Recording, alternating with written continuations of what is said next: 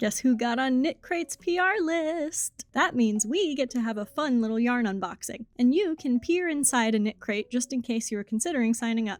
Granted, this is for the March crate. See, I live abroad and shipping to me has been a disaster lately, so no fault of the folks at Knitcrate, and don't be shocked if the yarn is on the wintry side. I opted for the eco-friendly bag versus the box crate, so let's open her up. All crates come with yarn, some patterns, and a little goodie. So we've got 2 generous hanks of Vitellana Celestial, an alpaca yarn in a beautiful cool gray color, more on that in a bit. And here's the card containing info about how to access the patterns. There's a QR code that I was able to just scan with my phone and pull up all these patterns to download. Things for knitters and crocheters here. This month's goodie was a cute little sticker to rep your love of yarn. And since this yarn came wrapped as hanks, I thought it would be a good opportunity to show you guys how to handle yarn in this form, because it's not the most beginner-friendly, and lots of fancy schmancy yarns come packaged this way. Rather than being wound in a ball or a skein, this is just a big loop twisted around itself, which becomes apparent when we unfurl it like so.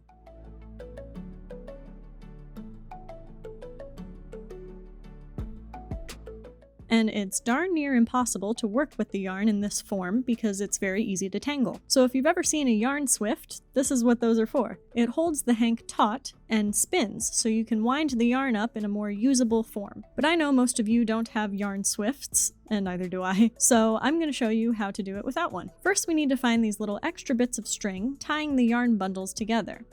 You can cut those and very carefully remove them. And this one here also marks the spot where the 2 ends of yarn are tied together.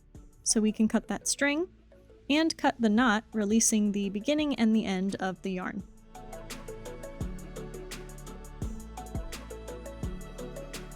Next, I draped my hank around the back of a chair, and I secured one end under the chair leg. From here, you can begin winding into a ball, or use a yarn ball winder, which I happen to have, to wind the yarn up into a little cake.